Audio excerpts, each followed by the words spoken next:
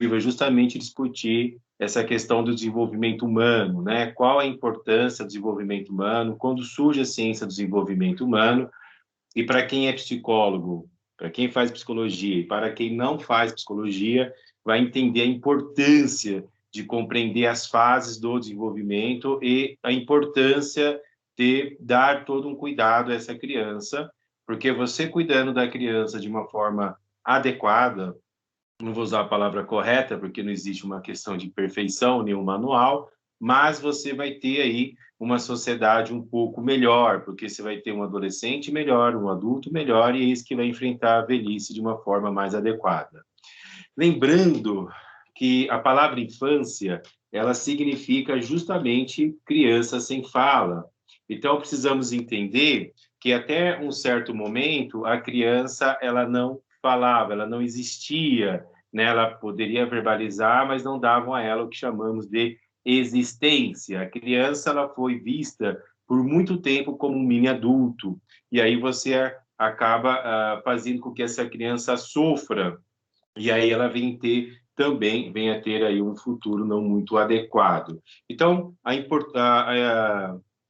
é interessante entendermos todo esse processo, como a criança desenvolve, até para compreender as fases dessa criança. É claro que existem vários teóricos, vamos aqui discutir quatro dos grandes, né? Sigmund Freud, e o Freud ele é interessante porque as pessoas têm uma visão totalmente distorcida dele, achando que ele é um maníaco sexual, algo parecido, e não, pelo contrário, o Freud ele vai trabalhar justamente a importância de entender essa criança, mas o Freud parte do adulto para a criança. Então, ele vai entender essa criança a partir desse adulto, entendendo que os traumas ou comportamentos que ele acaba tendo vêm dessa infância. Jean Piaget, né, onde eu acabo publicando um livro chamado Pensamento e Linguagem, Piaget e Vygotsky, onde eu faço um estudo comparativo desses dois autores e falo só sobre pensamento e linguagem, né? Você tem aí né, outras áreas que os dois vão estar discutindo, são maravilhosos, e Jean Piaget vai separar o desenvolvimento humano dessa criança em fases, vai vir com uma abordagem mais psicanalítica, porque o Piaget ele bebeu da fonte freudiana, tanto que o pensamento simbólico de Piaget é o inconsciente freudiano.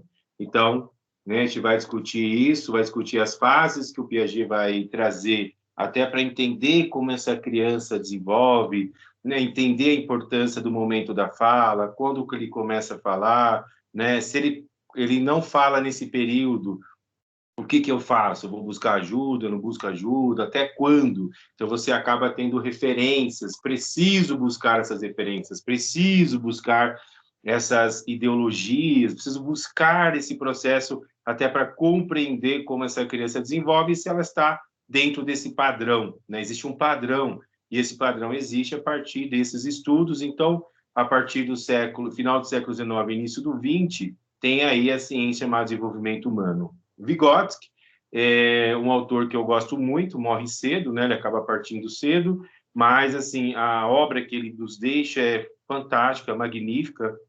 E o interessante é que tanto Piaget quanto Vygotsky eles trabalham com essa abordagem justamente da psicologia, né? Vygotsky fez psicologia, fez medicina, fez direito, fez psicologia, vai entender o desenvolvimento humano a partir das crianças com deficiência, o processo de ensino-aprendizagem e faz uma crítica ao livro do Piaget, né? Discutindo justamente essa questão do pensamento e linguagem. E aí então você tem todo esse viés e o Vygotsky traz uma abordagem mais comportamental, né, e os dois trazendo essa questão do meio, né, a importância do meio para o desenvolvimento humano, a importância do meio, como o meio nos forma, né, como que eu crio estímulos, como que essa criança acaba adquirindo conhecimento a partir desse viés. Depois, e para fechar os nossos encontros, teremos Vallon, né, o Vallon, médico francês, que vai trabalhar justamente a questão da afetividade, também como desenvolvimento humano, e Vallon tem algo em comum com Piaget e com Vygotsky, além de serem contemporâneos, o Vallon vai trabalhar com uma abordagem sócio-histórica, que é uma abordagem que o Vygotsky trabalhava, né, a partir de uma ideia de materialismo histórico marxista, e Com o Piaget, assim como o Piaget separa as fases do desenvolvimento, do aproximadamente, Vallon também vai ter suas fases de desenvolvimento, e fechamos esse momento. Serão 3 encontros, hoje a ideia era trabalhar Freud e Piaget, acredito que não dê tempo, então fica para o segundo encontro Piaget e Vygotsky, e para o último encontro provavelmente fica Vallon. O último encontro já está marcado, né? Tem uma data, que é dia 20, e aí vamos decidir aqui juntos o nosso segundo encontro, né, para darmos continuidade às nossos encontros, né? Bem, vocês podem ficar à vontade, podem perguntar durante o processo. Eu sei que a Natália, vocês podem perguntar no final, mas podem também ali, não tem problema nenhum, a gente vai discutindo. E hoje, então, começamos com com Sigmund Freud, mas antes do Freud, vamos entender, né, quem é essa criança nesse viés, porque a criança ela nunca existiu enquanto existência, enquanto dado a ela aquilo que ela precisa, tanto que quando você vai para a Grécia Antiga, a criança ela já era vista como mini adulto, não é à toa que com 7 anos os espartanos já eram retirados, os meninos, para começar os seus treinamentos de guerra, porque era visto ali como aquele que já tinha condições de, né? A menina ela era treinada para ser uma dona de casa naquele período, onde ela precisava dar conta dos afazeres, e os meninos eles iam para se preparar para as guerras. É claro que você tinha também mulheres que pegavam em armas, que treinavam, né? Que isso vai ocorrer ao longo do tempo, então era visto como essa criança. Já no período medieval, ainda no período antigo, Roma antiga também tinha esse olhar dessa criança como sendo apenas ou simplesmente um ser adulto, e esse sentimento que temos hoje pelas crianças, do amor, do cuidado, isso nunca existiu da forma que existe hoje, né? Não da forma que colocamos hoje. Existia, sim, claro, essa questão do vínculo, mas a cultura, dependendo de onde você estava inserido, olhava para essa criança simplesmente como esse que iria reproduzir, né, na vida adulta, e quem muda essa relação é justamente a igreja a partir do período medieval, né? Então, a criança, quando nascia, ela poderia ficar ou não, a mãe poderia ficar ou não com essa criança, ou a mãe poderia mandar essa criança para o sacrifício. Se ela viesse com uma deficiência, esquece, eles realmente já mandavam para o sacrifício, porque entendia que essa criança ela foi amaldiçoada pelos seus deuses, pela sua cultura, e ela sendo deficiente ou tendo uma deficiência física, não tinha a questão de perfeição, não poderia fazer parte do meio ou daquela sociedade. Grécia Antiga, eles pegavam essas crianças e jogavam, né, nos penhascos, em Roma Antiga, deixavam essas crianças do lado de fora para que fossem ali devoradas pelos animais ou algo fora de casa, né, ali na porta. Além disso, mesmo se a mãe não desejasse essa criança, ela também era sacrificada, né? E hoje ficamos aqui perplexos, né? A partir de uma hipocrisia, quando algumas tribos indígenas acabam sacrificando seus filhos e falamos, não pode, mas isso sempre aconteceu. Esse sentimento de amor vai ser criado, né? Vai ser trabalhado ao longo do tempo, e isso vai acontecer justamente porque a igreja, pós período medieval, durante o período medieval, acaba pré-estabelecendo uma relação. Veja, era cobrado da criança algo que não era dela, que ela não tinha condições de dar. Ponto. No período medieval, 476 depois de Cristo, Roma é a queda de Roma, Roma cai como grande império e o cristianismo ali passa a imperar. Como que o cristianismo chegou ao poder? Roma antiga estava passando por uma grande crise. Roma foi um dos maiores estados de domínio, né, que o mundo já teve, um grande império, e Roma, então, estava passando por um grande processo de declínio. E a religião que mais crescia dentro de Roma era a religião cristã, era o cristianismo, que não tem nada a ver com o cristianismo que percebemos ou vimos hoje.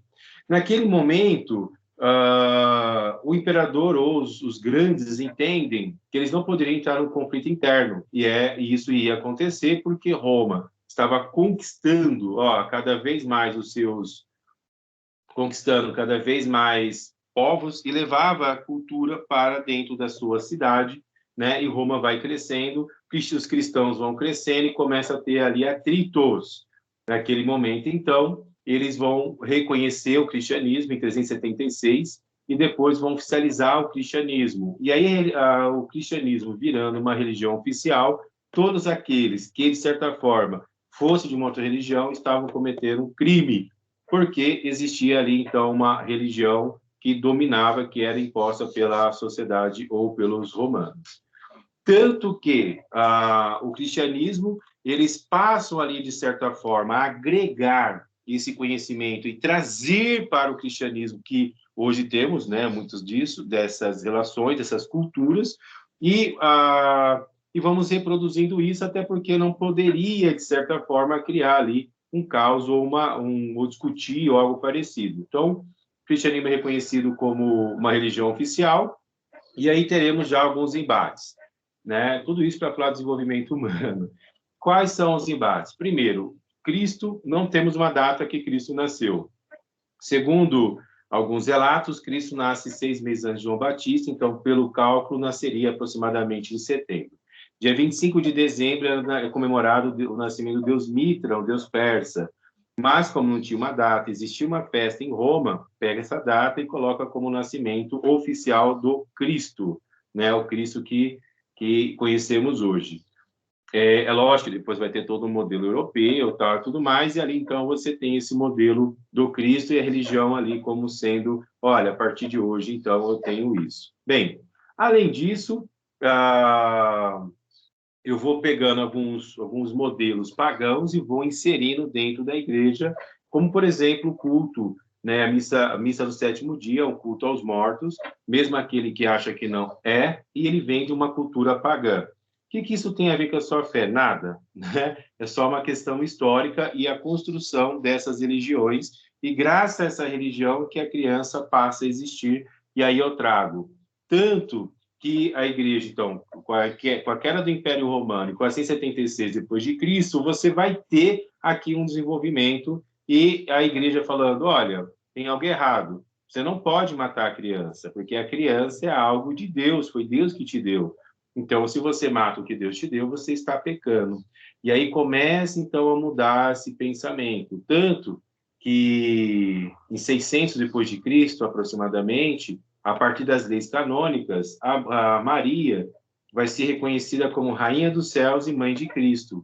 Então, eu começo a aproximar a figura da mãe, dizendo, olha, eu preciso dar atenção, preciso amar essa criança, e a partir daí, então, eu começo a ter um olhar diferenciado para essas crianças, eu começo, então, a entender que essa criança, que o ser humano passa por um desenvolvimento, que o que ela está passando ali é uma fase, preciso compreender essa fase.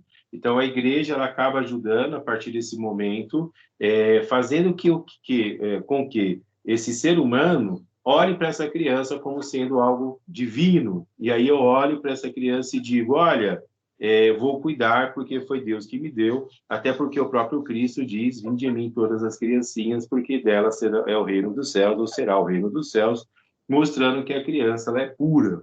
E aí você vai, então, discutindo essas relações. Bem, então a religião nos ajuda nessa questão, mostrando que esse amor, esse afeto precisa ser dado a esse ser. No período medieval, então, já começa a ter um trabalho de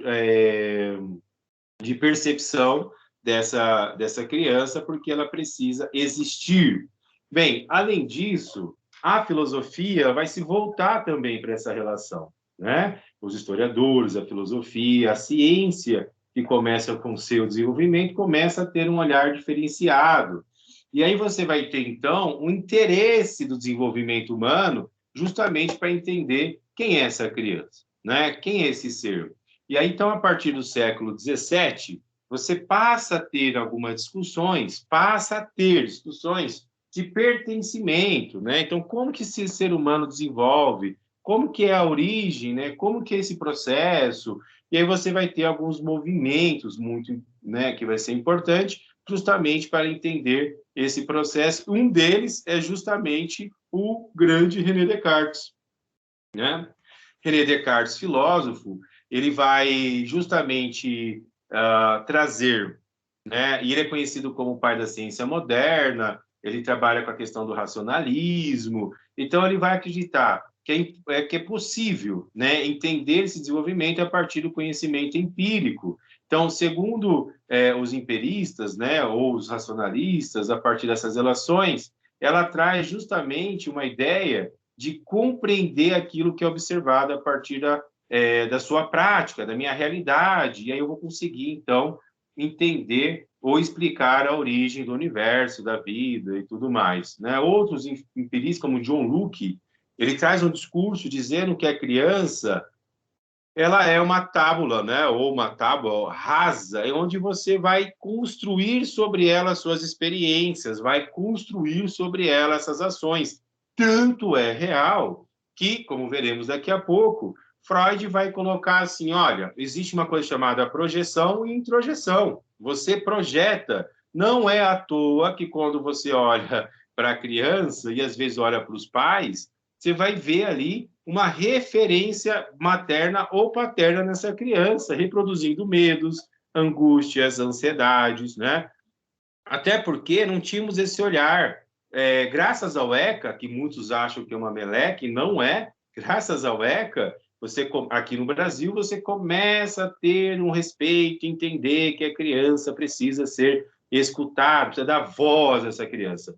Então, como a palavra infância é criança sem voz, né? E criança é crescer, né? Criança é o crescimento. A nossa entendemos aqui no Brasil que a infância vai até os 11 anos incompleto, a partir dos 12 você entra no outro processo que chamamos de adolescência, mas a partir dos 7, 8, 9, 10, você começa a passar o que chamamos de puberdade, que é o crescimento e desenvolvimento físico, que é a mudança física, e a partir daí você tem uma série de relações que eu preciso entender, compreender. E aí você acaba, então, levando essa criança a alguns traumas, que é de seus traumas, né? Você acaba projetando essa criança e depois não sabe por que ela é insegura na vida adulta, por que ela acaba não acreditando nela. Se você soubesse o poder que a palavra tem, quando você fala, chama seu filho de burro, sua filha de burra, quando você fala que ela não é capaz, que ela não vai conseguir, ela vai introjetar e lá na sua adolescência, na vida adulta, você vai perceber que é isso que ela vai pensar, né? Para quem é da base comportamental, vai chamar de crença, né? O pensamento automático. Ele acredita que ele não vai ser capaz mesmo de chegar a nenhum lugar porque você acabou ali proferindo palavras que não eram para proferir. Então, você tem que olhar para essa criança, falar com essa criança, não precisa brigar, não precisa gritar com a criança, você pode falar, ajoelha, fala com ela e explica. E entende que essa criança, ela é cobrada por algo que não foi dado a ela, né? Eu não dei a essa criança ainda aquilo que ela precisava. Então, o que essa criança precisa? Ter conhecimento, né? Como eu não dou a ela, como que eu cobro dela algo que ela não tem? Aí você acha que é óbvio que ela tem que pegar aquilo. Não tem obviedade nisso, não existe nada óbvio nesse mundo. Quem cria essa palavra do óbvio dá a entender que todo mundo tem que saber tudo, e não tem. Não tem. A criança, eu só posso cobrar dela aquilo que eu ensinei. E essa cobrança também, ela tem aí um olhar diferenciado. Então, quando o Freud ele entende que esse adulto tem lá seus traumas da sua infância, opa, deixa eu olhar o que está acontecendo aqui, né? Quando o René Descartes, né, que é o pai da ciência moderna, e vem simplesmente com um cogito, né? Penso, logo existo. Cara, e se eu penso, como eu penso? Quem me ensinou a pensar? Quem trouxe esse conteúdo para pensar? E o conteúdo do pensamento ele é construído a partir do material que eu tenho. Então, eu penso de acordo com aquilo que eu tenho, né? Estou aqui, Lacan vem com um discurso que diz assim, olha, eu sei o que eu falo, eu não sei o que você entende, porque eu não sei como você escuta isso a partir da cultura, do meio onde você foi ou está inserido. Olha que coisa, né? Então, tanto que existe um choque de gerações, de cultura, justamente porque cada um vai viver o seu momento e vai levar isso ao longo do tempo e acaba, às vezes, ali não compreendendo algumas situações. Por isso, você tem que estar sempre pronto e disposto a entender esse processo, né? Que é o processo justamente desse desenvolvimento e entendendo que se eu faço um bom trabalho na infância, né, eu vou ter um bom trabalho na adolescência e provavelmente um bom trabalho na vida adulta, né, compreendendo essas relações e criando um ser humano capaz, vencedor, um ser humano que consiga, que venha, de certa forma, correr atrás dos seus objetivos. Não é à toa que você tem adultos totalmente dependentes, dependentes emocionalmente, né, que cria-se um vínculo, uma dependência de algo que não era para ser ter. Aí quando você volta ao passado, entende, né? Geralmente esses pais muito que repreendem muito, pais que manipulam, pais autoritários, vão criar crianças que mentem. Ai, por que ela está mentindo? Claro, porque se eu for falar com você, você vai me dar bronca, você vai brigar, não quer ouvir, não quer entender, né? Então, criança, ela quebra, criança derruba, criança suja, é normal, assim como você faz. Qual que é o problema? É o adulto que acha que sabe tudo, que pode tudo, que ele é o cara, né? Eu estou pronto e acabado, e aí vai cobrar dessa criança algo que não é dela, assim como acontece na adolescência, onde as pessoas chamam a adolescência de aborrecência, e de aborrecência não tem nada, porque é uma fase que ele está passando também. Qual que é a diferença? Quando criança, você manda, você leva, você faz, e aí a criança é obrigada a te obedecer, porque, né, não tem essa autonomia. Na adolescência, ela aprende a falar, ela aprende a discutir, ela começa a ter vontade própria. Aí você não consegue dar conta disso, pronto. Tem ali uma rota de colisão já e começa então a discutir, a brigar, a não entender, porque não entende dessa fase, não entende desse processo. Aí você vai criar um problema, porque de vez você aproximar esse ser, você afasta esse ser.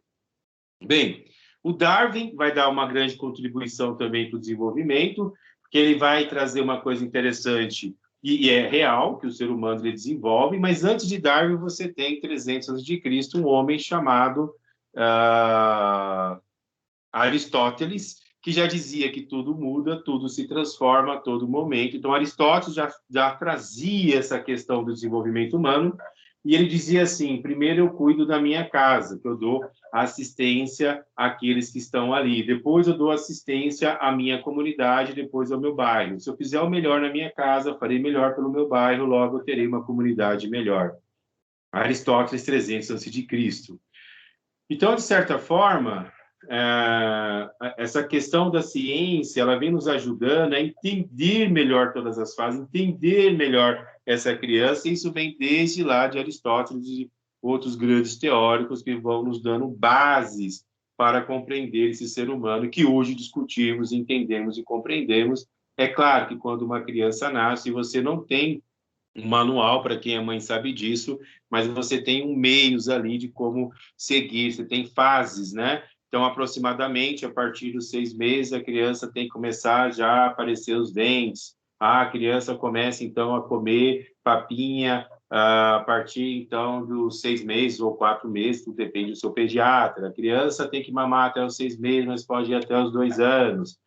A criança tem que começar a falar a partir dos seus 2 anos, já tem que começar a ter uma fala, né? A criança com 2 anos tem que começar a controlar os esfínteres, tanto que você pode desfraldá-la até os 3. Tudo isso aqui é aproximadamente, porque cada ser, cada indivíduo vai agir de uma forma, né? Então, eu vou entendendo esse processo, eu vou entendendo, né, como cada criança ela vai ter aí essa relação com as fases que elas vão passar, elas acabam passando, porque eu consigo então cobrar, entender, compreender a partir dessas relações, a partir desse contexto.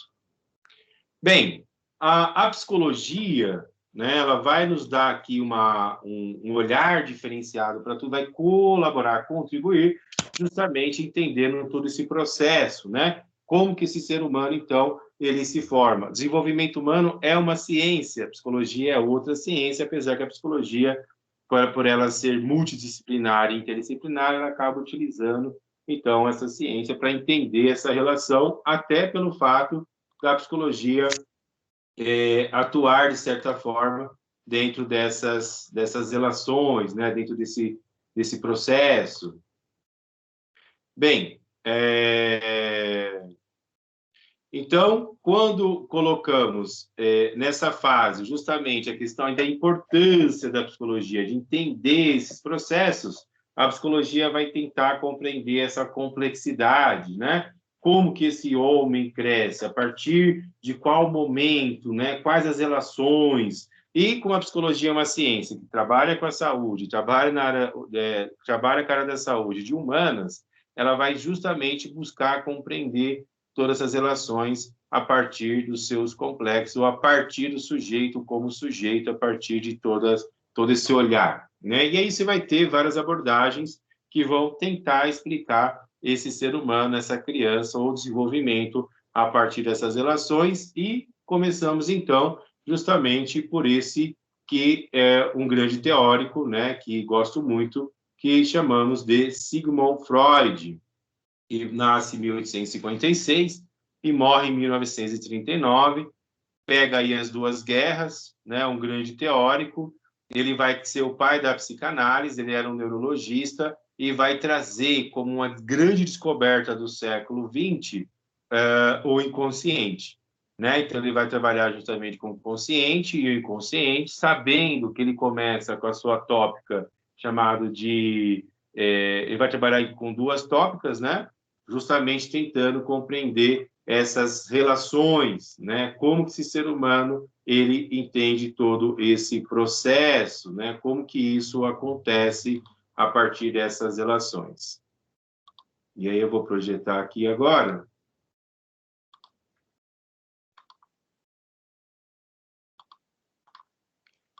Bem, então como que isso acontece a partir das relações? O Freud ele vai trazer uma questão chamada a fase do desenvolvimento humano, justamente a partir da sexualidade, né, que é justamente esse psicossexual, né, a partir dessa relação. Então, como que essa criança desenvolve, como que essa criança ela vai ter um olhar diferente, como que ela cresce a partir dessas relações, como é o desenvolvimento dessa criança. Aí não mexe, eu vou ter que fazer assim mesmo. Então, como que essa criança, ela vai ter, como que ela vai desenvolver a partir dessas relações, entendendo que o Freud, ele vai trazer para a discussão unicamente a questão da sexualidade como justamente a questão de energia, né? Como que se desenvolve o ser humano a partir desse olhar, entendendo que cada teórico vai ter a sua percepção, né? Vai ter o seu olhar. Então, o Freud ele vai justamente trazer algo diferenciado para a sociedade, porque ele vai discutir o desenvolvimento humano a partir dessas fases da sexualidade e vai entender que esse adulto, ele vai carregar muitos traumas ou projeções ou algo nesse sentido a partir de como foi a sua vivência, a partir da sua questão histórica, né? E é claro que o Freud ele vem de um período bem complicado, porque o Freud ele vem de um momento onde o machismo, né, onde não se poderia falar de corpo, não poderia se falar de sexualidade, de sexo, de nada em relação a isso, porque existia ali uma certa moralidade, era uma sociedade totalmente moralista. Então, ele acaba, de certa forma, trazendo toda uma discussão para essa relação, e é lógico, né, que não vai ser muito bem aceito pela ciência do momento, porque eles estavam presos a uma ideologia, e essa ideologia não permitia que, de certa forma, ele tivesse ali, pudesse desenvolver, falar a respeito das suas grandes teorias, uma delas a questão da histeria, e o Freud vai trazer justamente essa discussão, já entendendo, né, que histeria vem de útero, que a pessoa já poderia ter ali essas relações ou consequências. Ele vai dividir isso em fases. Depois teremos outros teóricos da escola da psicanálise que vão começar também a discutir isso, mas ele é o que dá início falando, olha, antes de você ser um adulto, você passa ali por essas fases, a fase do desenvolvimento, e eu preciso entender como ocorre ou como elas acontecem, né? ele também vai dividir isso em fases, separando por uma idade de aproximadamente. E aí, quando você começa a estudar Freud, você fala, caramba, olha, ele tem razão, passamos por isso. Então, Freud, ele vai trazer justamente, ele vai descobrir, né, as causas da sua neurose, que eram pensamentos reprimidos de uma ordem sexual, no qual você se encontrava desde o nascimento, até porque existia ali toda uma questão voltada a esse conteúdo, a essa fala, né, onde não era permitido você tocar no seu órgão, falar de sexo, algo parecido, sendo que hoje em dia não, né, às vezes eu comento com os meus alunos que eu me sinto no período medieval, né, porque passamos por todo um processo e às vezes o nosso pensamento e comportamento continua sendo ainda meio medieval, onde muitos pais não falam de sexualidade, não falam de sexo, não falam, não ensinam essa criança, não ensinam, não mostram para ela esse processo do desenvolvimento, e aí ela acaba, de certa forma, ficando reprimida, porque esse próprio pai, essa própria mãe acaba reprimindo e acaba tendo aí alguns traumas que lá na frente vai, sim, ser cobrado, né? Porque justamente você vem aí com aquilo que poderia ser natural, normal, acaba não sendo, porque o outro acaba impondo como uma verdade. E aí ele coloca que no início da vida, lógico que toda criança ela está ligada a essa função sexual, porque ele vai sentir prazer em algumas partes. E né? Você vai ter a questão da boca, que vamos falar a respeito, você vai ter uma questão da fase anal, como ele chama, ou da fase fálica, ou da fase genital, porque ele vai entender que tudo isso nos leva, sim, a um prazer, né? E é prazeroso, tanto que a criança, quando ela mama, ela vai chuchar, ela vai conhecer o mundo pela boca e sente prazer na boca, né? Na fase anal, ela sente prazer nos esfíncteres, vai começar a controlar esses esfíncteres. Na fase fálica, ele já começa, então, de certa forma, a sentir ali um certo prazer nas suas partes. Não é à toa que um garotinho de 4 anos ele vai ficar mexendo lá no piruzinho dele, piruzinho não, no órgão genital dele, e vai sentir prazer. Só que ele não tem malícia, ele não tem essa maldade, ele não está pensando ali, né? Olha, eu vi ali algo e aquilo me estimulou, nada disso. E a fase genital, que é justamente quando você já está ali, você acaba decidindo qual é a parte do que você gosta, o que você vai buscar enquanto conhecimento, né? Ou enquanto relacionamento, né? Então, eu sou menino, eu sou, né? Eu sou um pendrive, ali tem um USB, ou de repente eu sou um pendrive, quero outro pendrive, ou sou um menino, quero meninas, quero menina, e assim por diante. Então, você já vai ter o pré-conhecimento e o Freud, então, ele discute todo esse desenvolvimento a partir dessa energia, dessa catexia, desse desenvolvimento, né? Como a criança ele vai se desenvolver a partir dessa relação, como que ela vai crescer a partir do prazer, entendendo que o Freud ele vai trabalhar justamente com o princípio do prazer, né? Ele vai trazer que o ser humano ele busca o prazer, ele busca a relação, ele busca a todo momento aquilo que nos dá prazer. Então, quando de certa forma você passa por um processo de dor, de angústia ou algo parecido, você busca o prazer para diminuir esse processo, para diminuir essa dor, diminuir essa ansiedade, né? Não é à toa que quando você está ansioso você quer comer, quando você está nervoso você quer fazer algo que te dê prazer. Qual que é a ideia disso? O princípio do prazer freudiano. O que seria? Tudo que eu vou fazer é algo que me dá prazer, justamente para me tirar daquela zona de desconforto, de dor, de angústia, ansiedade, ou aquilo que eu estou passando naquele momento. Então, eu preciso compreender essas relações.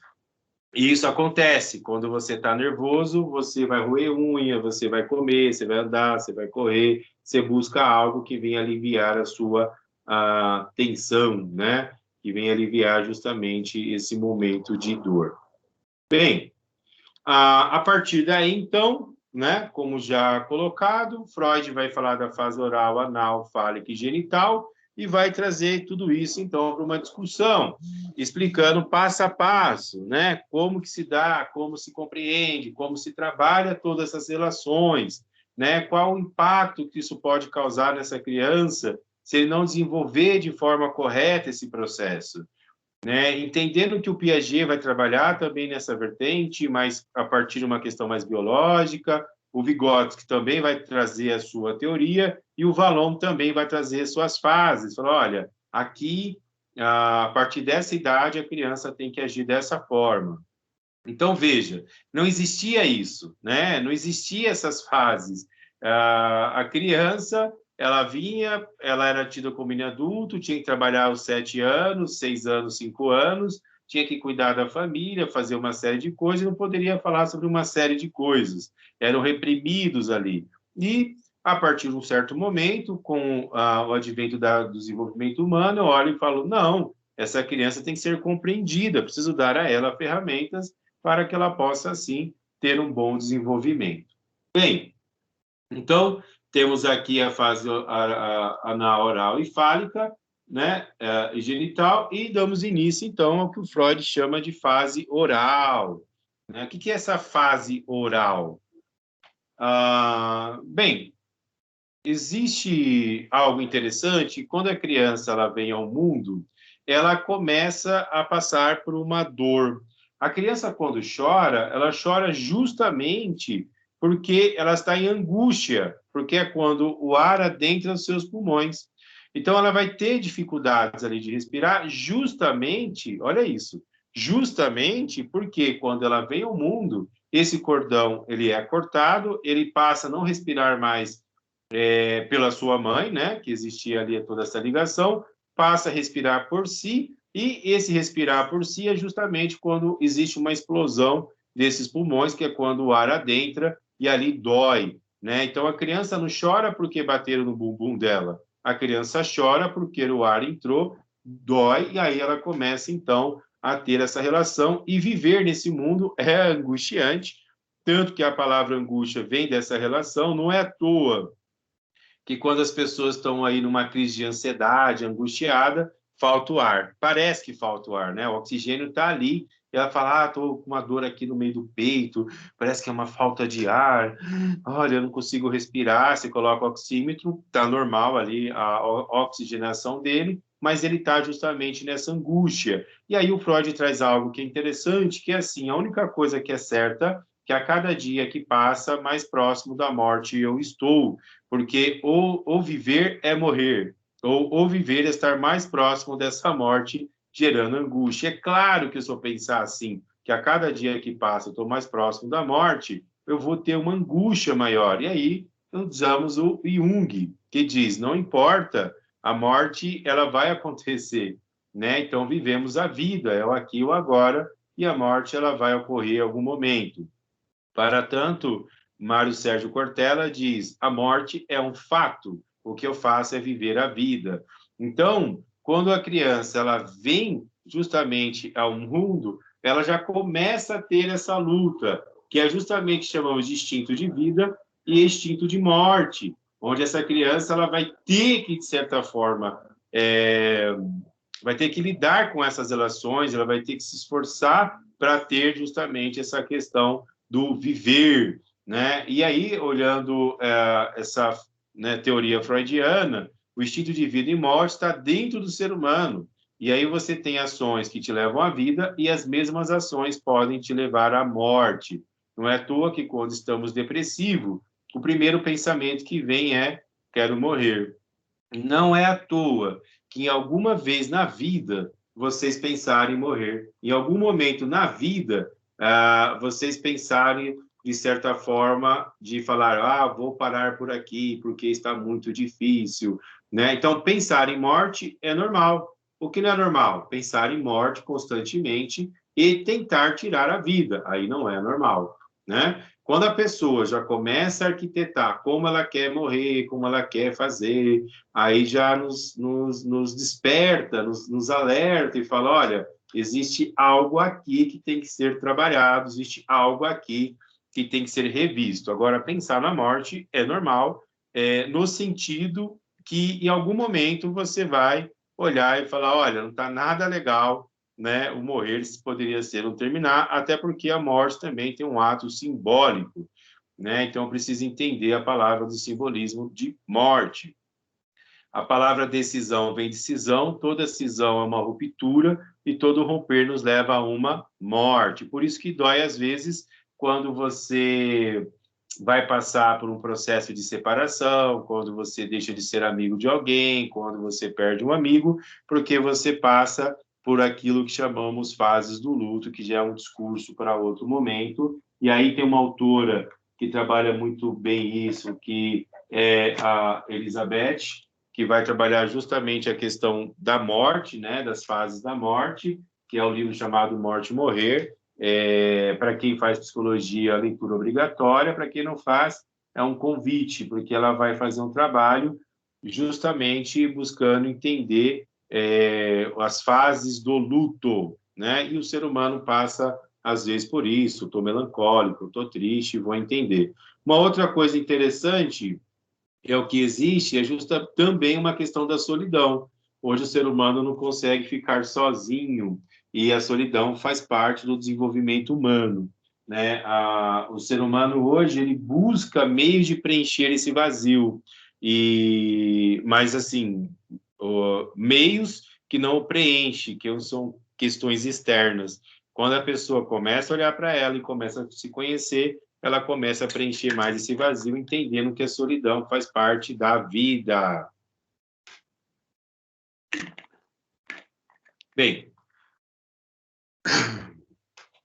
então, a Rapaport vai dizer que a criança vai inspirar, né, inspira-se o ar saudável e expira o ar viciado, porque existe justamente essa relação, né? E a amamentação desse leite que vai projetar, que vai produzir fezes e urinas, esses produtos, de certa forma, né, questões biológicas, já mostram também uma questão de introjeção e projeção, que vão estabelecer as primeiras trocas dessa criança com o mundo, porque a criança ela vai conhecer o mundo justamente pela boca, né, que é uma zona erógena, não é à toa que tudo que a criança pega, ela leva à boca, né? Não é à toa que é pela boca que ela vai sobreviver, porque ela precisa mamar, né? E é pela boca que ela vai ter esse olhar do mundo, porque justamente existe uma zona erógena, né? Que é a boca. Ó, beijar não é bom? Beijar é bom, né? Tem algumas falas que as pessoas falam beijo em cima e esquenta embaixo, né? Aquelas coisas assim, porque beijar é uma zona erógena, então, aliás, a boca é uma zona erógena e o beijo vai te levar a isso sim. Não é à toa que, pelo amor de Deus, não dê selinho nas crianças. Você já está erotizando a criança. Além disso, a boca, né, ela é mais suja do que os órgãos genitais. Você está ainda colocando o seu filho em risco. Você quer mostrar que ama seu filho? Não precisa beijar na boca dele. Abraça, beija no rosto, demonstra o amor de outras formas, mas não dando selinho. Virou moda, né? Um modismo. E mal sabem o mal que isso vai causar para essa criança ali na sua vida, na adolescência ou vida adulta, né? Eu quero mostrar que eu amo. Mas por que você beija? Porque eu amo. Não precisa beijar na boca do seu filho para mostrar que ama.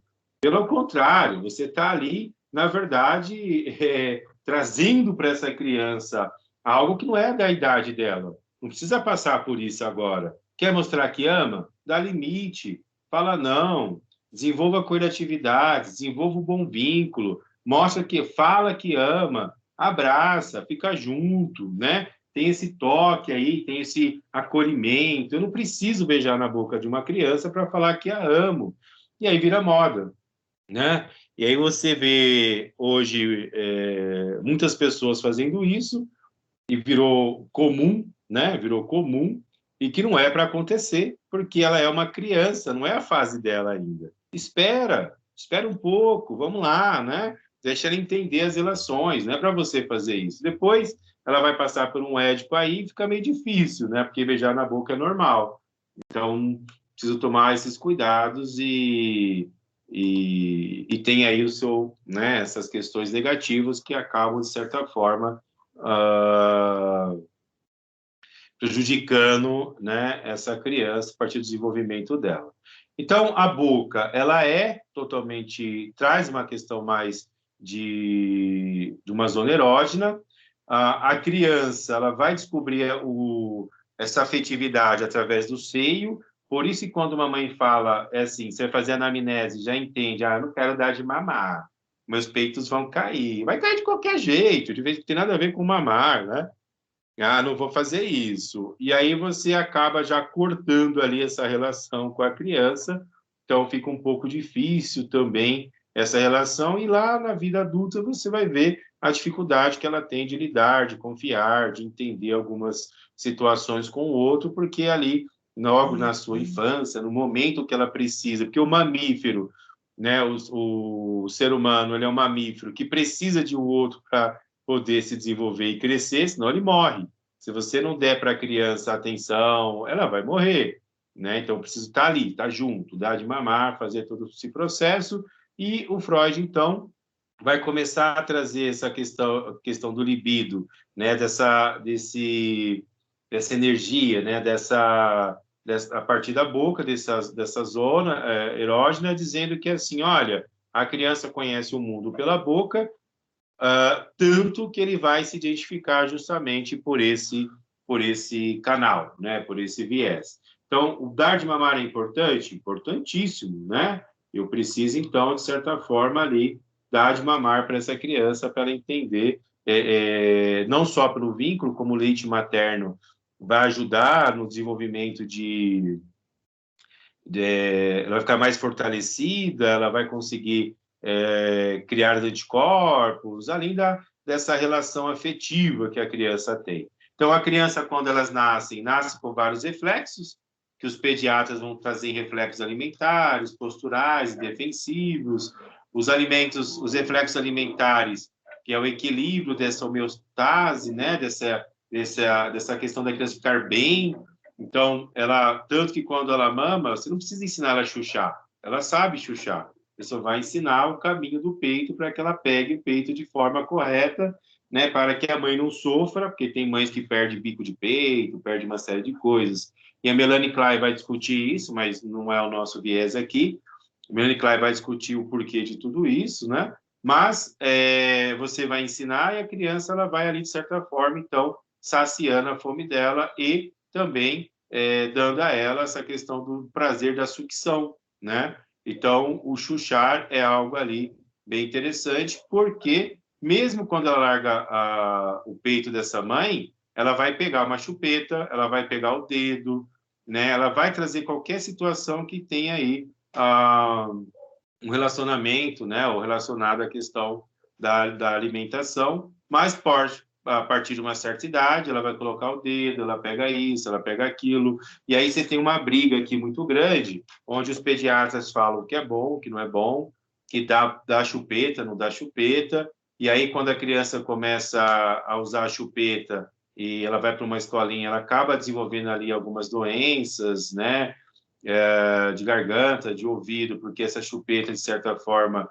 e além disso, por uma questão de dentição, mas ela busca ali o seu prazer, até para lidar com todas essas relações, para lidar com todos esses né, conteúdos que ali estão, que vêm acontecer. Então, ela vai entender o mundo a partir da boca, ela vai entender essa relação a partir desse processo e vai, né, sobreviver a partir também desse momento. Então, todas as ligações afetivas, né, do amanhã, está justamente ligado a essa relação do momento, né, de como essa criança está passando essa fase. Então, o Freud vai separar o libido na fase oral em duas etapas, que o primeiro é essa questão da sucção, que é trazer essa questão, né, incorporativa, que ele vai chamar de narcisismo, pois a criança ainda vive um mundo interno cheio de fantasias, tanto que a criança ela acha que a mãe é dela, peita. Tem mães que falam assim, nossa, parece que minha filha acha que eu sou um peito, me vê, já quer mamar, né? E é isso que ela está vendo, né? Não você como peito, mas ela está vendo que ela precisa, está pensando nela. E esse narcisismo não é nada patológico, pelo contrário. As pessoas têm um péssimo hábito de usar algumas palavras, de pegar algumas palavras e entender isso como patologia. O narcisismo patológico, a pessoa começa a desenvolver a partir ali da sua adolescência, e é uma patologia, porque ele só pensa nele, ele vem com uma questão de grandiosidade, ele quer tirar proveito das pessoas, ele faz de tudo para tirar proveito das pessoas, não tem uma questão, entra até numa psicopatia, porque não tem uma questão de moralidade, de culpa, que é uma das questões do aparelho psíquico do Freud, né? Mas, então, a criança, ela precisa, você precisa, né? Desse narcisismo primário, até para entender as relações, os sentimentos, olhar para você e gostar, não é? Eu preciso. E isso não quer dizer que está errado, pelo contrário, isso é uma criação da sociedade. Eu sou bom em algumas coisas, eu não sou bom em tudo. E naquilo que eu não sou bom, procuro melhorar, né? E o ótimo é inimigo do bom, então não quero ser ótimo em nada, quero ser bom, porque o bom vai me ensinar a buscar coisas a mais. Isso não quer dizer que eu sou um narcisista, isso quer dizer que eu tenho uma confiança, eu confio em mim, eu sei o que está acontecendo. Eu confio totalmente? Sim, e não às vezes, porque às vezes eu preciso, fico com dúvidas. Aí você busca, né, a partir daquele que tem mais conhecimento, você busca informações, justamente para aprender a lidar com isso. Já o narcisista patológico, não, ele é bom, né? Se o narcisista sentar no meu divã, ele vai falar assim: quanto você me paga para me ouvir? Eu sou muito bom. Não, esse é o patológico, né? Mas precisamos ter essa questão do amar a si, né? Ter esse conhecimento, se cuidar. Precisamos desse narcisismo e a criança passa a desenvolver isso daqui a partir dessas relações. Tem um livro do Garcia Rosa, que é Freud e o Inconsciente, ele vai discutir justamente a questão do processo do narcisismo, justamente como algo necessário, que é o que o Freud trabalha, né?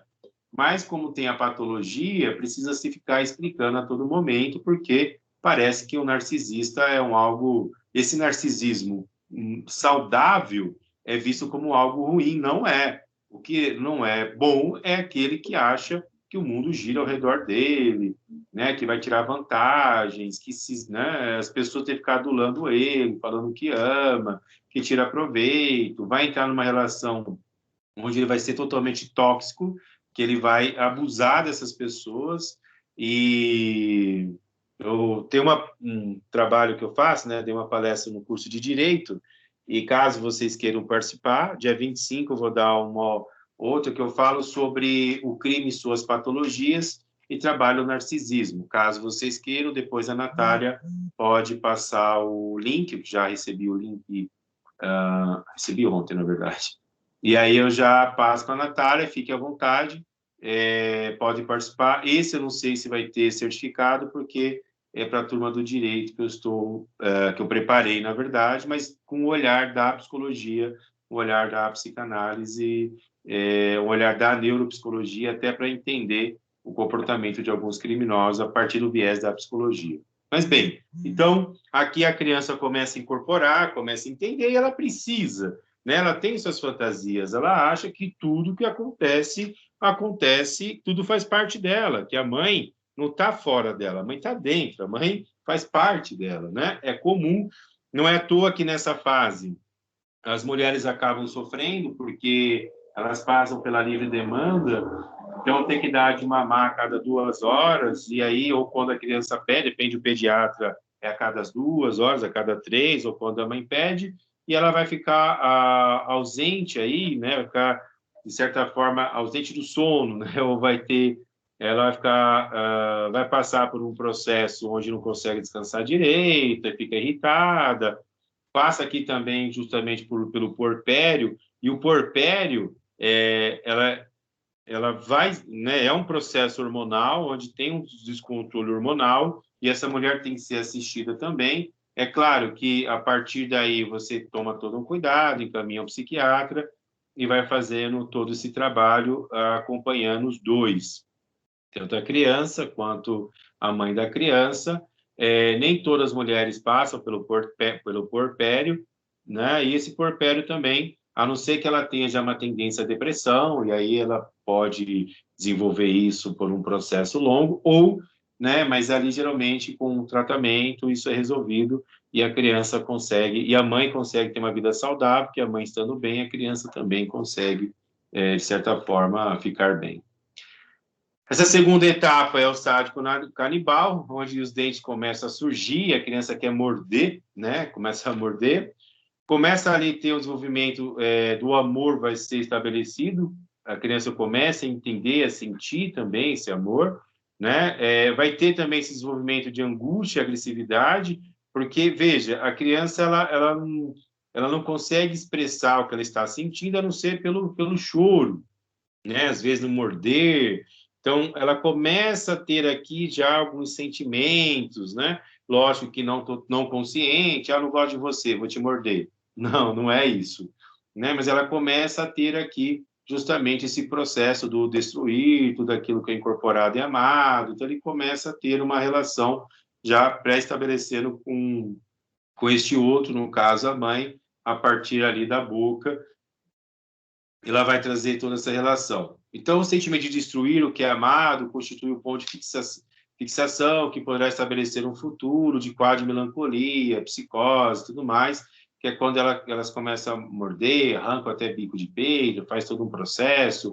Isso se a criança ela não aprendeu a pegar ali bonitinho. Tem alguns hospitais que o fisioterapeuta ensina como chuchar, você tem especialização nisso, né, de amamentação, então hoje você tem uma área, de certa forma, que vai cuidar disso, para entender esse processo.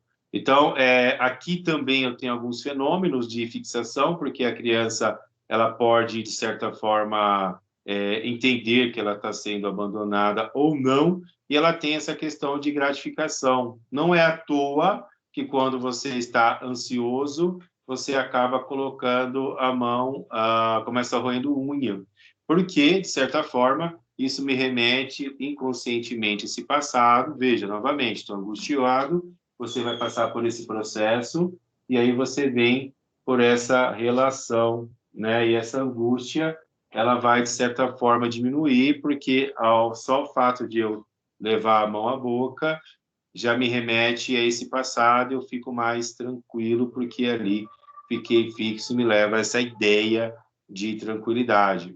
Novamente, princípio do prazer freudiano, né, que é o primário e secundário. Primário, estou angustiado, estou com dor, ansioso, e aí preciso deslocar essa energia, então a minha mente acaba criando uma ideia, né, de comer um bolo, fazer algo nesse sentido, e vem a imagem. Então, estou com vontade, né? Então, você está muito ansioso, você quer comer, comer, comer, colocar roer unha, algo parecido, morder tampa de caneta.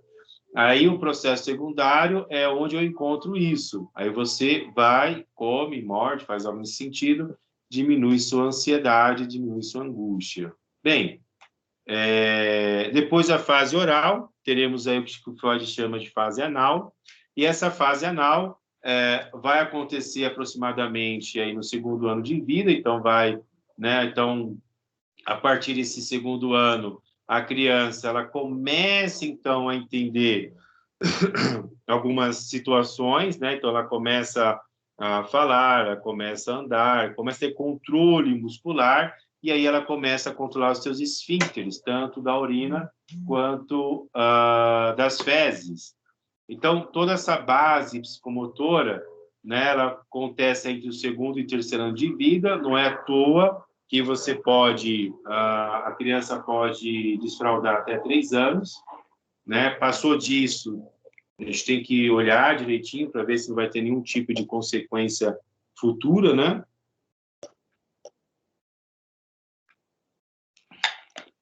Tanto das fezes quanto da urina. Ela vai aprender. Às vezes tem alguns escapes, que é normal, né? Às vezes não deu tempo, bebeu muita água. É normal. Após os 3 anos, isso pode acontecer, ou teve um pesadelo, algo nesse sentido. E aqui começa a surgir, então, a questão da pressão motora fina. Então, a criança passa a ver o mundo não mais de baixo para cima, né? Que é assim, eu sou pequeno, você... Não, não, agora é de frente a frente, começa a ter um olhar diferenciado. Não é à toa que aqui você vai... Aí você tem várias teorias para desfraldar a criança, né? Alguns falam que não podem... algumas teorias, né? Fala que não pode dar, compensar a criança, não pode fazer, tem que ser natural. Aí vai de cada um enquanto essa relação, mas o que não pode fazer aqui é denegrir aquilo que ele está te dando, que é muito importante para ele. Que é justamente a partir do simbólico, o que ele pode dar de melhor são as fezes. Aí você brinca, nossa, cuidei tanto desse bebê, cuidei tanto dessa criança, e o que ele me dá são fezes, tem que ficar feliz com as fezes dele? Sim, ficar feliz, né? Porque é justamente essa relação que ele vai entender, que ele vai começar a entender que é prazeroso também defecar, né? Tem um prazer. E aí ele vai ligar isso justamente aos primeiros produtos, que é o de externar aquilo que ele está tendo. Então, além de ele ter uma projeção, ele vai ter uma questão do controle. Então, as fezes são dadas para os pais como recompensa. Aí você falar para a criança, nossa, que fedido, ai que isso, ai que aquilo outro, né? Tenho nojo de limpar. Aí você acaba ali, né, causando aí um mal para essa criança que lá na frente ela vai ter uma dificuldade de lidar com algumas relações. E se é o que eu tenho, se é o que ela está me dando, né, de presente, eu recebo, né? Tua que você fala, ai, obrigado, ó, fez cocô, parabéns. Vamos dar tchauzinho pro cocô e vai apertar lá né, aperta lá a descarga, lá o mecanismo, para que a água leve aquelas fezes, mas ela precisa ver, ela precisa dar tchau, ela precisa, né? Até porque é o que ela está produzindo. E aquilo para ela também é novo, então você vai ter que lidar com essas relações, entendendo esse processo.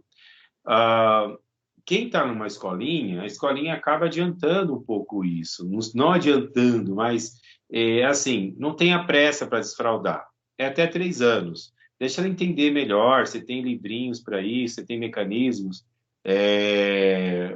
né? E aí você vai estimulando, vai ensinando, até que ela vai conseguindo desfraldar. E o desfraude, sendo bem feito, também vai ajudar esse ser a ter uma boa relação aí nessa vida futura, né? Bem, vão existir 2 fases aqui, 2 etapas, a biológica e a etapa retentiva, que a retentiva vai dar uma estrutura para essas questões mais psicológicas, é a base do biológico para o processo expulsivo, e aí aqui é interessante, porque assim, você vai ter aqui uma questão daquelas pessoas muito controladoras, aquelas pessoas que acabam desenvolvendo lá na vida adulta uma fibromialgia, porque elas acabam tendo a necessidade de saber de tudo, controlar tudo, né? Por quê? A neurose obsessiva é uma consequência do fracasso do desenvolvimento da fase anal. Aí você pega essas pessoas obsessivas, essas pessoas que, quando tem, quer ficar, quer ter, tudo é dela, é assim, bem difícil, né? São controladoras ao extremo, vão ali desenvolver, provavelmente vão ter alguma outra patologia lá na frente, né? E a fibromialgia é clássico, além de ter outras gastrites, outras coisas nesse sentido de psicossomatizar, trazer uma psicossomatização, justamente porque não teve aí, não foi feito um bom trabalho nessa fase do desfraude. Ou se gerar angústia, né? Essa questão, né, do controle, são pessoas que, de certa forma, quando ocupam uma liderança, fica difícil para os seus liderados. O sentimento de amor vai ceder espaço para o controle e organização, não tendo afetividade, sendo frio e normal, tornando-se incapaz de criar. E aí vão só reproduzir, né? É uma reprodução, vão fazer com que, de certa forma, você siga ordens, regras, normas, ficam rígidos, não se permitem fazer uma série de coisas. Aí você fala, caramba, né? Tudo isso. E aí hoje, se você for conversar com algumas pessoas, vocês vão falar, caramba, é verdade, ela passa por isso, nossa, ela passa por aquilo, ai, que sou assim mesmo. Pessoas que têm muito medo também, tudo vem para essa fase muito mal elaborada. Por isso que é importante você elaborar de uma forma adequada, correta. Correto é um termo que eu não gosto de utilizar muito, mas próximo daquilo que essa criança necessita. O adulto tem que ter paciência, porque é uma criança, ela tá ali aprendendo, não dá para cobrar dela o que não foi dado. Então, falo com ela devagar, tento mostrar, vou mostrar sim que não era para fazer aqui, que está chateado, não tem problema, né? Mas não vai gritar com a criança, não, né? Gritar não vai resolver, você vai criar outro histérico aí. E veja que o Freud descobre tudo isso pelo adulto. Opa, tem algo aqui, deixa eu voltar. Porque a criança ela é uma projeção, né? Uma projeção do meio.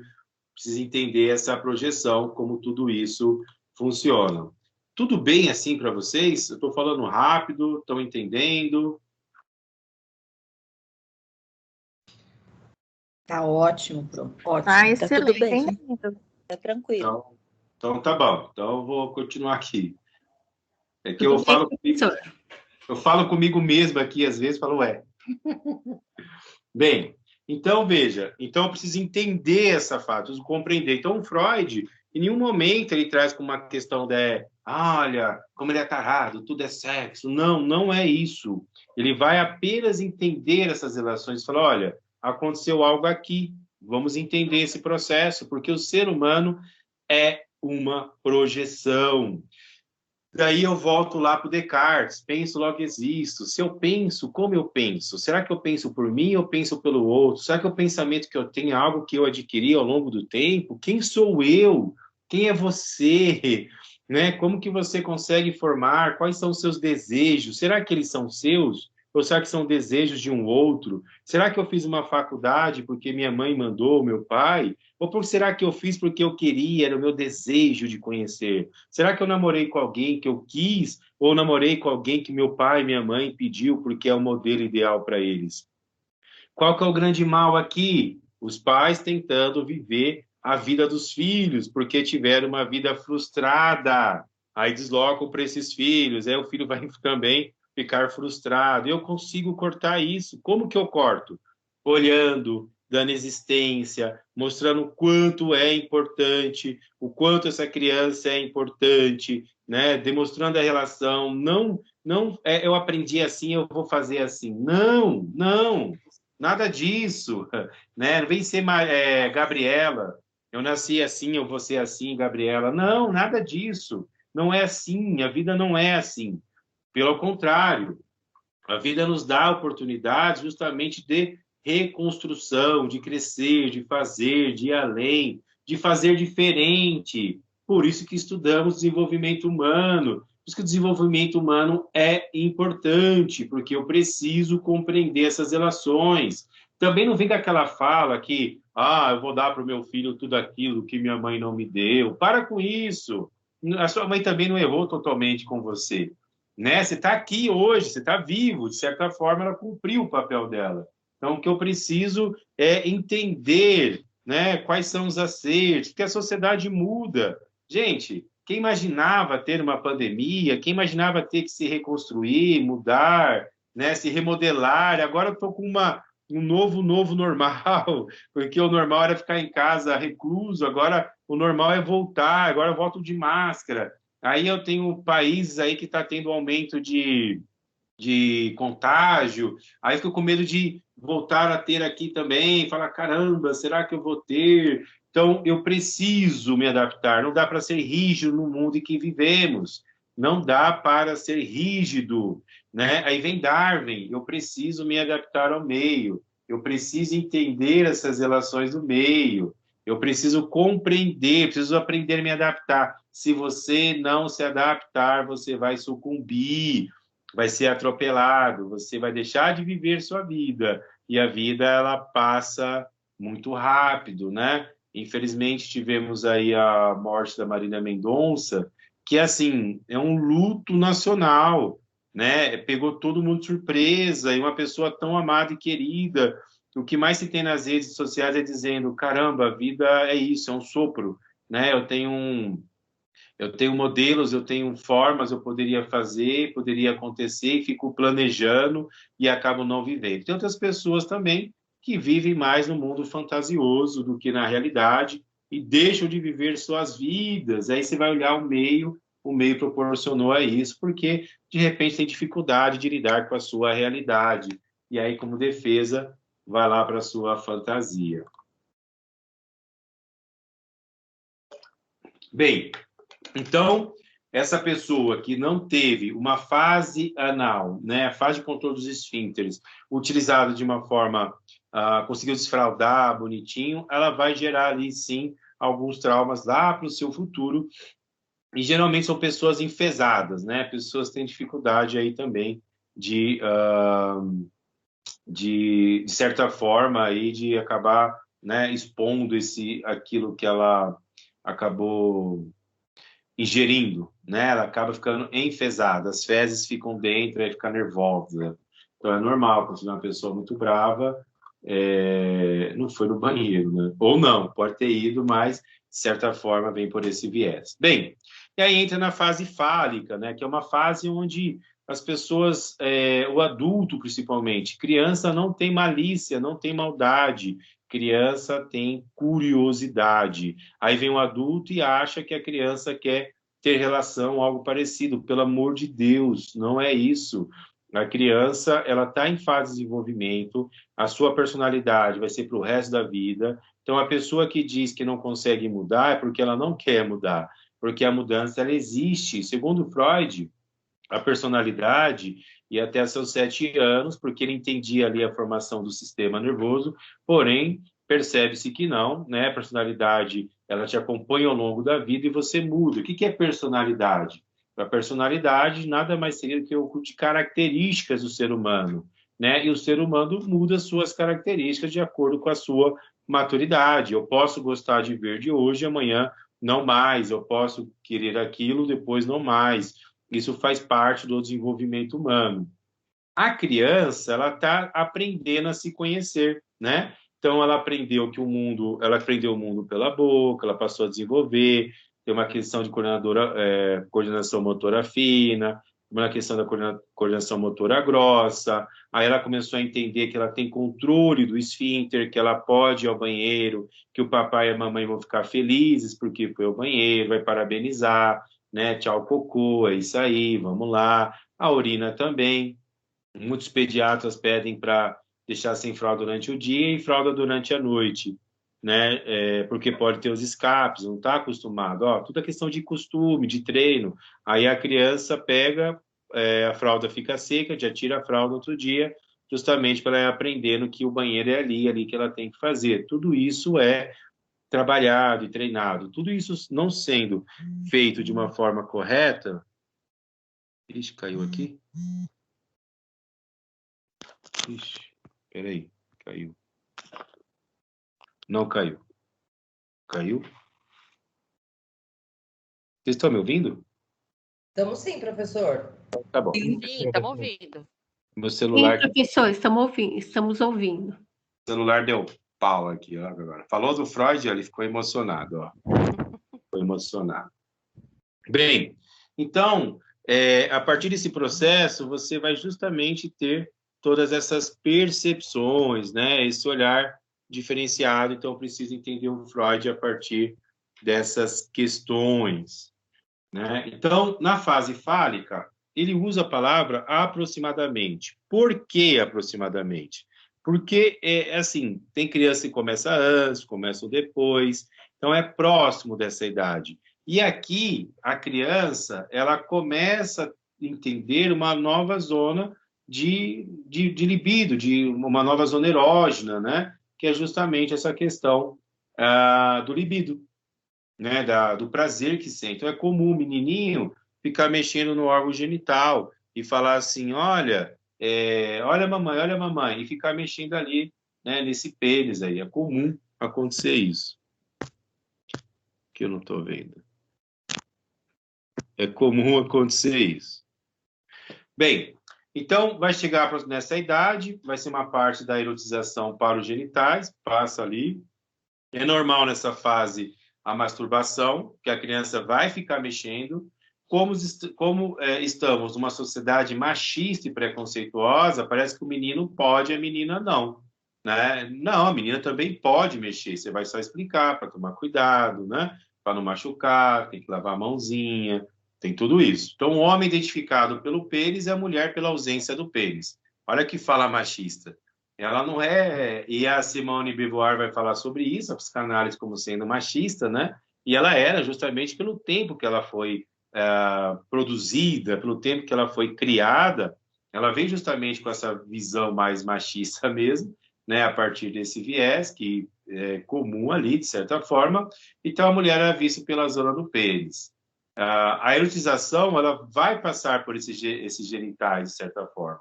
O menino possui e a menina tem inveja do menino, porque ela não tem esse pênis, né? Então, o fato dela não ter o pênis, ela fica ali com inveja, porém, né, ela vai manifestar a sua fantasia no seu clitóris, porque ela acha que vai crescer, né? Ela acha que vai crescer e não vai crescer. Então, já tem ali uma certa frustração, né, nesse olhar freudiano, porque isso vai servir de base para entender que esse menino, às vezes, vai se sentir superior, né, por ter esse pênis e um temor de perder esse pênis.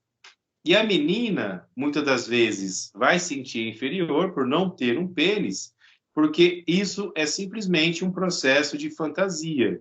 Fantasia, o que quer dizer? Isso é comum até na adolescência, né? Os meninos ficam medindo o pênis, têm vergonha de se vestir, fica preocupado com o pênis, fala, nossa, que tamanho que é o pênis normal, né? E ficam lá na reguinha, vendo o tamanho dele, se chega ou não chega.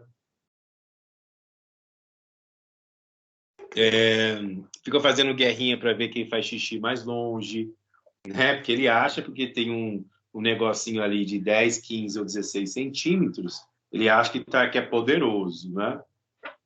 Porém, o pênis hoje do brasileiro, o normal, segundo aí algumas estatísticas, vai de 10 até 16 centímetros. E ele vai ficar naquele tamanho até a adolescência. Se ele tiver de 9 centímetros para baixo, ele é pequeno, aí você busca ajuda, né? Então, assim, tem um padrão para isso até, né? Até isso você tem padrão, tem medidas, e não é isso que vai satisfazer essa mulher. Mas aqui na criança, ela vem com essa ideia, né? Por que eu não tenho? Aí você vai explicar, porque você é menina e porque ele é menino. Então já tem uma diferenciação a partir dessa relação. Bem, só que a criança, a menina, ela vai entender isso. Olha como ela é inteligente. Ela fala, eu não tenho, mas sei onde encontrar, que é ali no outro. Ó, né? É lógico que isso vai levar um tempo, que ela vai ter que lidar com essas modalidades menino e menina, vai ter que começar a entender a questão da busca do prazer junto ao outro, né? No caso da menina, ela vai aprender a busca do prazer junto ao homem. Eu não tenho se eu falo, mas eu sei onde encontrar e está tudo bem para mim. Então, essa ideia de superioridade, de achar, lógico que um viés aí de um momento, né, que foi criado, um momento machista, preconceituoso todos somos, né, que existe um conceito preconcebido sobre algo, mas cria-se ali, então, essa ideia. E o menino tem medo de perder ali o bilauzinho dele, ali, o órgão genital, porque ele vai ficar, de certa forma, vai ser castrado, né, então preciso tomar algum cuidado aqui. Nesta fase, né, ela vai procurar o sexo oposto, vai ser uma forma instintiva, isso nos animais, né, e vai ter que, de certa forma, ali se socializar. Professor, como falar disso hoje, que você tem a questão do gênero e tem aí agora o bi, você tem aquele que quer tudo, que não quer tudo, né? Você tem uma série de outras coisas aí. Como que eu trabalho isso hoje? Precisamos pesquisar bastante, estudar, até porque nem tudo é uma questão do gênero, preciso entender isso, mas não é isso que o Freud está discutindo aqui. Ele está discutindo que o nosso desenvolvimento parte vem daqui, né? Parte desse pressuposto. Olha, é isso aqui que eu percebi a partir dessas neuroses desses adultos que acabam tendo. E nessa fase, então, a criança passa por o que chamamos de complexo de Édipo. Então, você quer dizer que na minha vida passada, eu fui um babuíno que comia piolho e era apaixonado pela macaca da minha mãe. Lógico que é uma sátira, uma brincadeira. E o Édipo acontece nesse momento. O Édipo, aqui que o Freud traz, é justamente o modelo que você vai ter, né? A menina tem um modelo de amor que é esse pai, e o menino tem um modelo de amor que é a mãe. Não é à toa que a menina se apega, né, muitas das vezes mais a esse pai, e o menino se apega muitas vezes mais a essa mãe. Então, eu preciso entender essa relação, e o complexo de Édipo ele vai trazer justamente, né, por essa questão dessa descarga, a criança vai ficar com medo, vai trazer esse discurso, né, que é assim, olha, quanto mais a criança for amada, maior a possibilidade nessa fase adulta, ela será capaz de amar fora. Eu vou demonstrar esse amor. Nessa fase, a criança passa pelo complexo, surgindo a fantasia infantil de se casar com a mãe. Não é à toa que quando você se casa na vida adulta, você acaba buscando os seus parceiros, ou nos seus parceiros existe ali características semelhantes ao seu pai ou à sua mãe, que inconscientemente você acaba buscando isso naquela relação. Aqui, o pai aparece sendo mais forte, o dono da mãe. O menino vai ver o pai como adversário e que não poderá lutar, sendo o pai mais forte. O medo dentro da fantasia infantil é que o pai venha puni-lo, que venha castrá-lo. Só que para que aconteça essa relação saudável, a mãe tem que permitir, o pai tem que falar, olha, ela é minha esposa, é sua mãe, ou a mãe, ó, ele é meu esposo, ó, é seu pai, e aí cada um já entendendo aí quais os seus personas, né? Mas aqui eu preciso amar essa criança, preciso entender, não é para ficar, ai, como tem ciúmes, ai, ficar, não é para disputar, aqui você não vai disputar com a criança, ela é criança, você é o adulto, você vai colocar ela ali, no lugarzinho dela, entendendo qual é a relação dela, né? Onde que ela vai ficar nessa relação. Eu sou amado pelo pai, sou amado pela mãe. Só que aqui você vai criar justamente essas relações e vai buscar fora isso daí, né? Como assim buscar fora?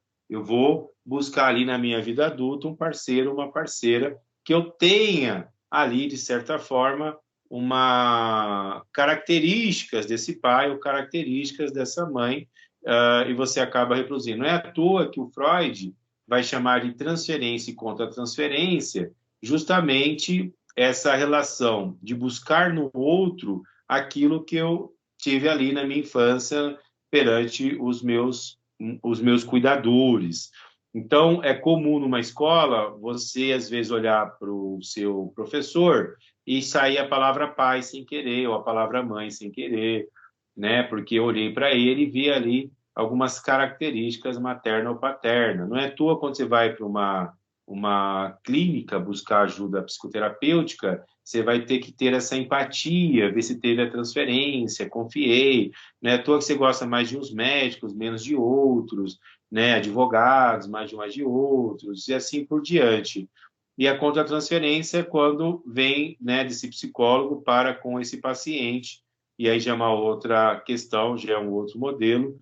Para falar de Freud, teria que termos aqui, no mínimo, 2 anos, mas isso estou trazendo aqui de uma forma resumida, justamente a importância, né, de entender Freud.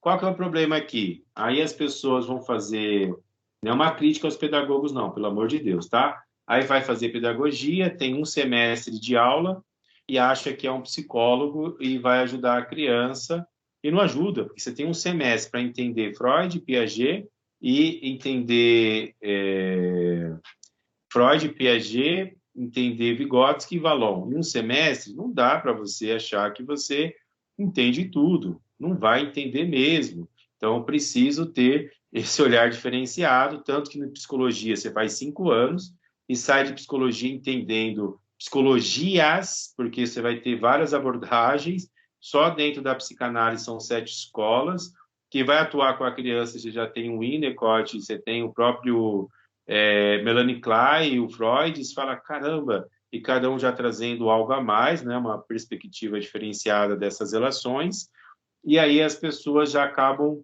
rotulando, né, trazendo aquilo que não deveria ser de forma real e concreta, e o pior não é isso, o pior são as pessoas que acreditam, né, e falam, é verdade, não funciona, mas nem tentou, nem conheceu, eu só posso falar daquilo que eu li, né, eu lembro quando o Frederico Cardoso lançou um livro, e estavam criticando o livro dele, aí um dia alguém perguntou, eu falei, olha, eu só posso falar daquilo que eu li, aí depois eu fui ler, né, para poder criticar, mas não criticar, aprender. O que você achou? Ele escreve bem, né? Aquilo que ele se propõe a fazer, ele faz muito bem. Tá tudo bem, não tem nenhuma crítica em relação a isso, mas você pode, desde que você tenha conhecimento.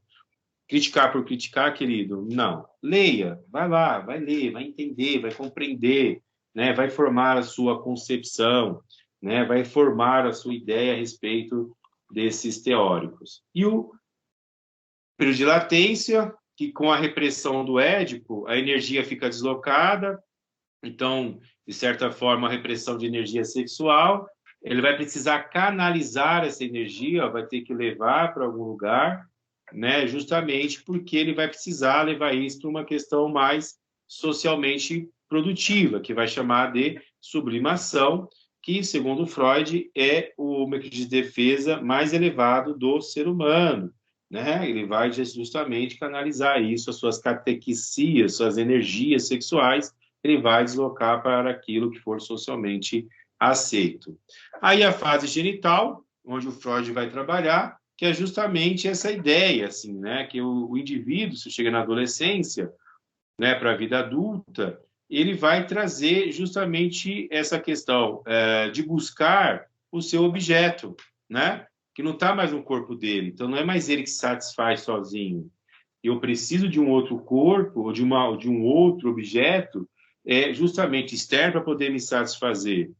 Preciso me adaptar a essas relações biológicas, psicológicas. Preciso, então, entender, e aí eu vou, de certa forma, trazer essa questão do expor esse sentimento, do buscar, né, de poder amar, ser amado, né, isso dentro de uma questão social, vai ser muito mais maduro a partir das suas relações. Então, eu já sei o que eu vou fazer. Então, eu sei onde eu vou buscar, eu sei o que eu quero buscar, eu passo a amar este próximo, eu passo a entender este próximo, eu passo a compreender este outro. Então, Freud, a partir das suas relações biopsicossexual ou psicossexual, ele traz justamente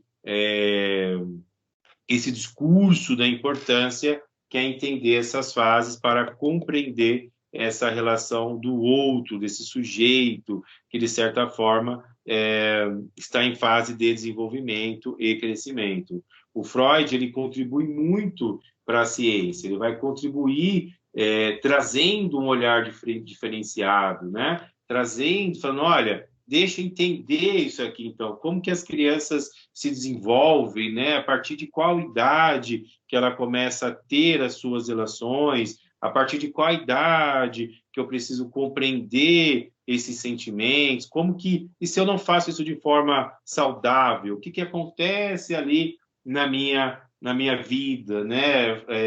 Na minha vida adulta, eu posso ser uma pessoa insegura, me sentir incapaz, da forma que eu fui criado, eu posso me sentir capaz, seguro, também da forma que fui criado. Desculpa. Então, o que ele traz aqui é justamente uma questão de entender o processo para entender justamente como que eu faço para que essa criança venha ter uma vida saudável. E, a partir dessa vida saudável, né, como que eu consigo lidar com essas relações? Vocês estão só me ouvindo porque o computador aqui, eu ia falar que caiu, né? Não, ele está no mesmo lugar. Caiu o meu Teams aqui, eu estou voltando. Então, veja, quando eu entendo, eu vou buscar o processo, justamente para ajudar essa criança, ajudar nessas relações, ajudar a ter um desenvolvimento saudável, para que ela tenha uma adolescência saudável, para que ela tenha uma vida adulta saudável, sem tantos traumas. Ela vai ter? Vai ter os seus traumas, né? Porque isso mexe com o nosso imagem, nos dá uma certa impotência, né? De como lidar com algumas coisas, mas vai mexer sim, né? Mas a ideia é buscar justamente fazer com que essa criança tenha um desenvolvimento saudável para que ela possa ter uma vida adulta mais saudável. Para isso, então, eu preciso compreender o sujeito. O que o Freud diz? Quanto mais eu me conheço, a única forma que eu tenho de controlar os meus instintos é me conhecendo. E para você se conhecer, você precisa ter justamente essa ideia de buscar quem é você, como você pensa, como você... A psicoterapia ajuda muito isso, né? Que é o encontro com você mesmo, justamente para entender, ressignificar, trabalhar esses traumas lá no seu passado e também para não traumatizar novas crianças, pelo amor de Deus, né? Porque, assim, de certa forma, o desenvolvimento humano ele vem para isso, para nos ensinar a lidar com essas relações. É claro que vamos trabalhar aqui uma fase de desenvolvimento humano, um período que é da fase da infância, mas trabalhamos também com a adolescência, com a vida jovem e adulta, com a velhice, né? E o que precisamos é justamente pesquisar, estudar, analisar, ver, discutir, né? Ver as novas possibilidades, os novos meios, e quanto isso está traumatizando essa criança, o que eu posso fazer para ter uma vida saudável, uma vida futura saudável e ter uma vida adulta saudável. Justamente trabalhando para que essa criança entenda esse mundo e nos ajude a melhorar o mundo. Como que você faz para melhorar o mundo? Investe na criança. E o investimento é justamente a ideia de dar a ela possibilidades, ferramentas e meios para ter um bom desenvolvimento. E nada daquele discursinho de o futuro está nas crianças. Não, o futuro está em você. O futuro é agora, né? O futuro é o hoje. Então, se você agir corretamente, for fazer corretamente, se você conseguir entender isso de forma correta, você consegue criar crianças menos traumatizadas e aí consegue lidar melhor com essas relações. Eu tenho um vídeo curto que eu queria passar para vocês, que não tem a ver com a psicanálise, mas tem a ver com essa reprodução. Só que o meu som tá horrível. Mas eu vou tentar colocar o som baixinho aqui para ver o que vocês acham. É um vídeo de 8 minutos, depois eu fico aberto às perguntas, né? Se alguém tiver alguma pergunta ou algo parecido, e falamos aqui simplesmente, só falamos de uma parte da teoria desse grande homem, que é o Sigmund Freud, né? Desse grande ser amável. Vou colocar o vídeo, tá bom? Aí, achou. Aí, não vai achar mais.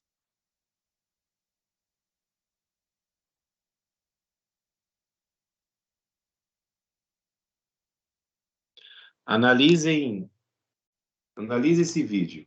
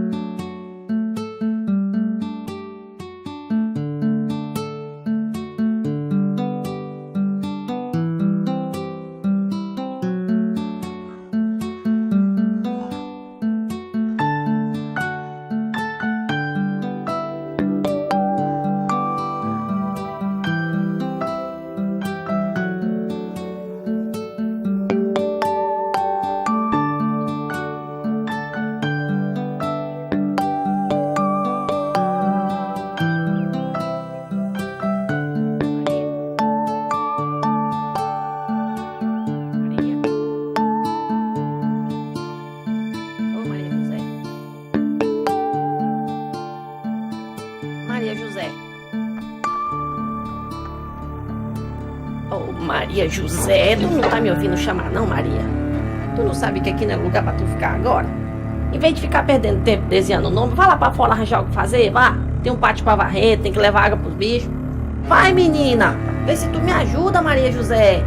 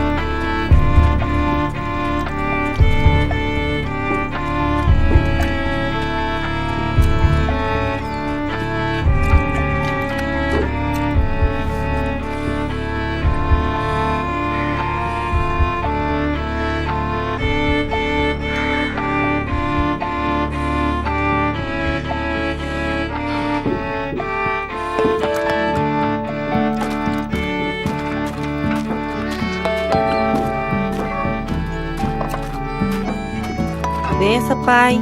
Deus abençoe. Tudo bom, Maria? Tudo bom, Antônio. Dê aqui, deixa que eu levo. Não precisa não, Antônio.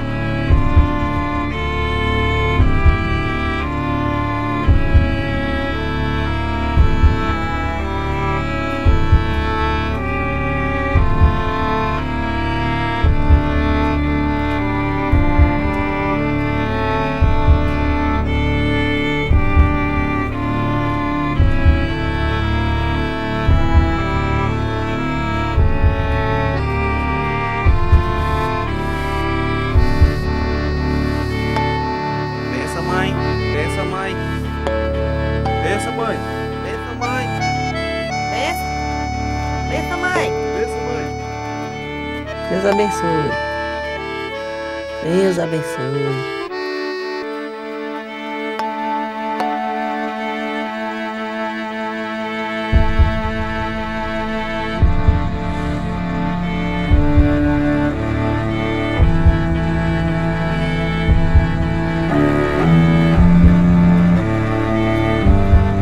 Lude. Ó, Lude.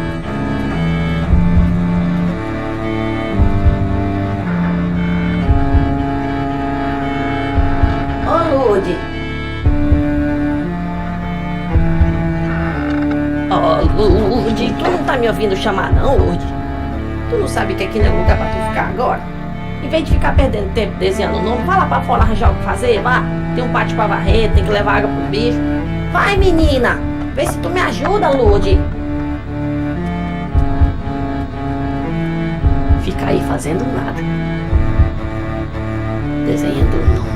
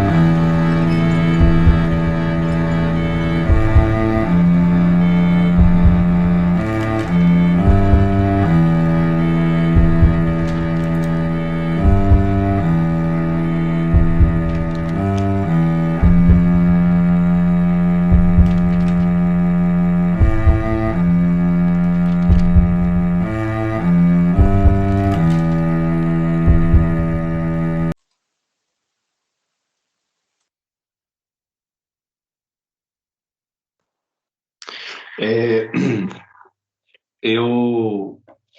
esse vídeo, Vida de Maria, eu queria trazer, lógico, para discutir em vários outros contextos, mas queria trazer simplesmente para vocês refletirem sobre a questão do reproduzir, né? Quantas Marias passaram ali e não viveram a vida dela, porque, de certa forma, teve que ver a vida de um outro. É claro que uma animação cearense, ganharam prêmios e tudo mais, mas a ideia é justamente entender a questão da reprodução, né? Como reproduzimos às vezes por uma questão que é deste outro, tudo bem que ali não teve as suas condições, tá? A ideia era justamente para refletirmos aí se estamos realmente reproduzindo ou fazendo aquilo que desejamos dentro dessas relações.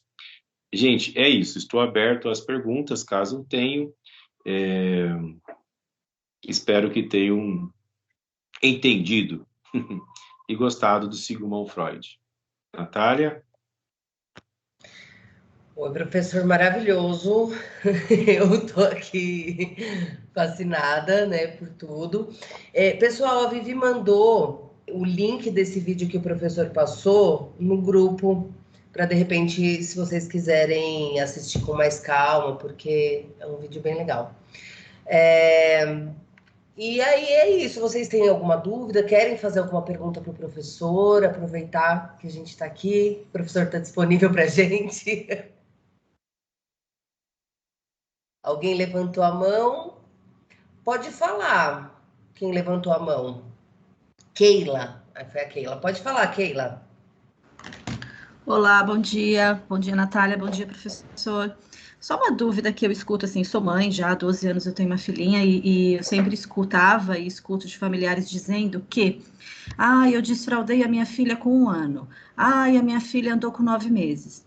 Eu queria saber de você, que é um craque nesse assunto, se isso é possível dentro da subjetividade da criança, se é que ela existe, ou é uma questão impossível até pela coordenação motora.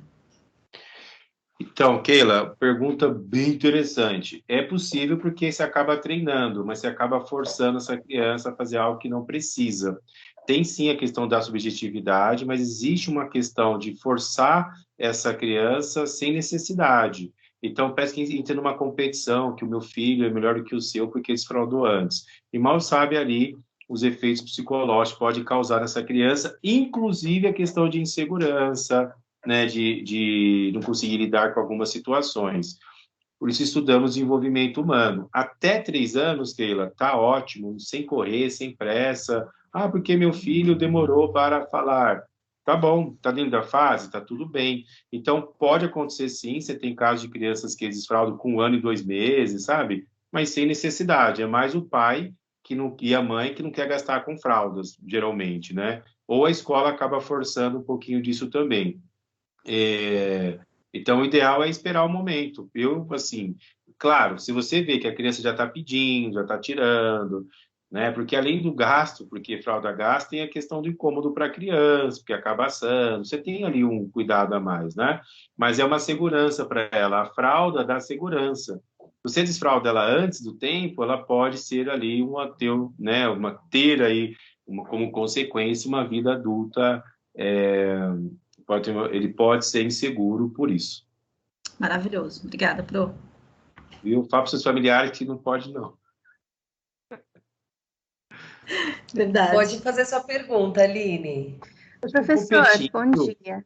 Sem competição, deixa a questão do tempo dela, não é até essa idade? Deixa, que coisa, né? Deixa a criança, shape, vamos lá. Professor, bom dia. Com relação Bom dia. à fase oral, com relação à amamentação, tem algumas crianças que não são amamentadas, né?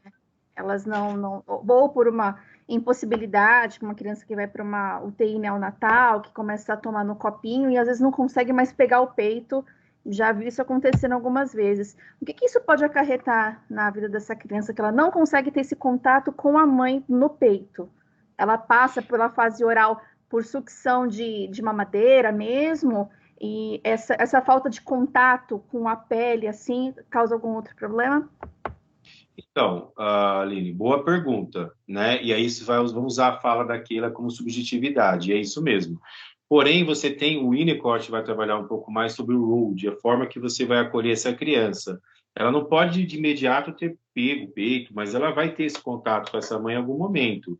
E aí você acaba trabalhando outras questões, né? Que ela vai conhecer o mundo por essa boca, mas eu preciso, então, dar para ela o acolhimento. O importante aqui é o acolher e dar para essa criança o que ela precisa. Por exemplo, tem crianças que usam sonda. Isso quer dizer que, não, ela acaba desenvolvendo outros mecanismos, outros meios, porque não estou dando porque não amo, né?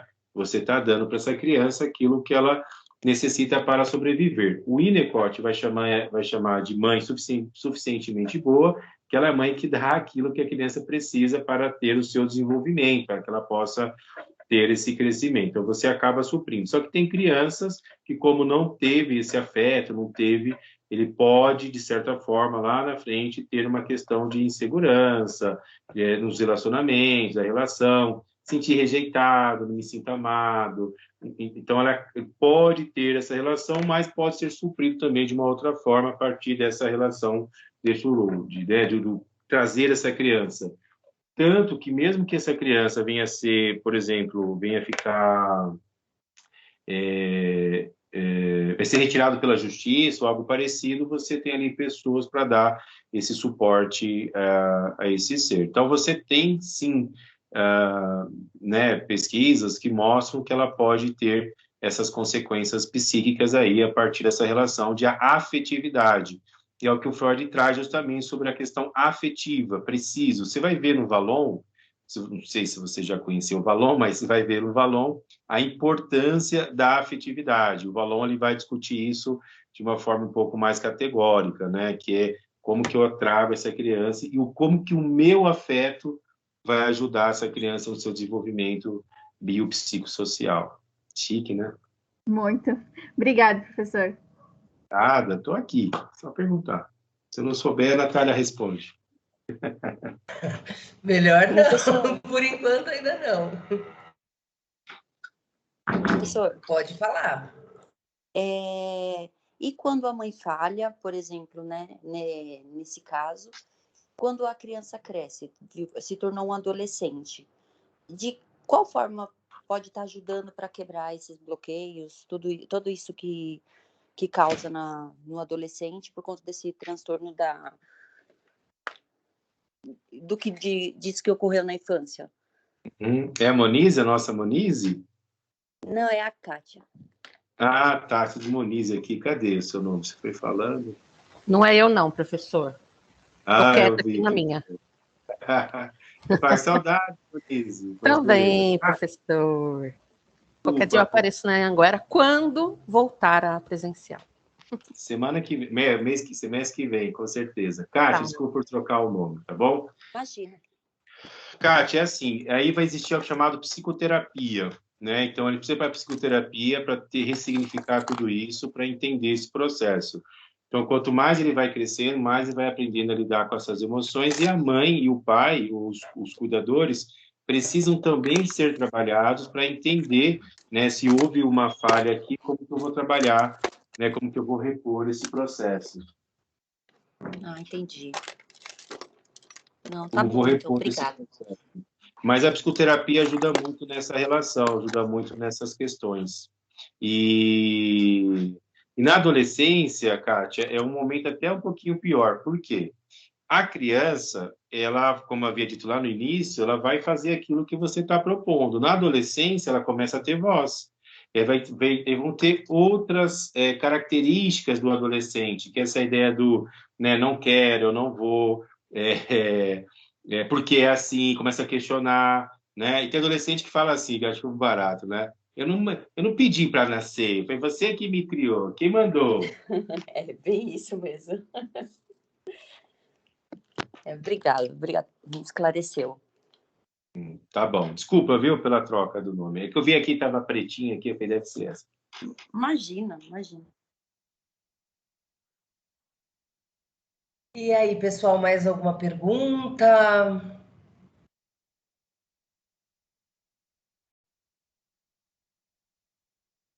Para mim, por Galera, hora, ainda não. então tinha que. Vamos fazer assim, então. Ó, eu vou entrar em atendimento agora, minha paciente chegou. Caso tenha algum tipo de pergunta sobre o que foi discutido, pode mandar para a Natália ou lá para o grupo, com a Viviane, com a galera. Na semana que vem, eu vou ver uma data com vocês e passo pela Vivi para divulgar. O nosso último encontro é dia 20, se está certo. Preciso só acertar a data do nosso segundo encontro, que vai ser Piaget e Vygotsky. E aí eu vou tentar separar uma hora para um, uma hora para outro, que também são dois teóricos que eu acho fascinante, que eu sou suspeito.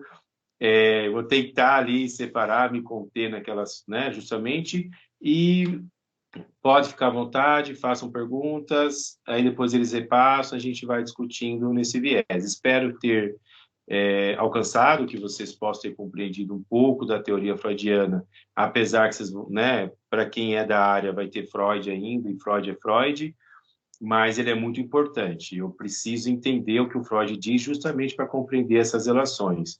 Próximo encontro falamos então de Piaget, a partir das fases do desenvolvimento do Piaget, a partir de uma questão mais biológica, e discutimos também uma parte mais social do Vygotsky.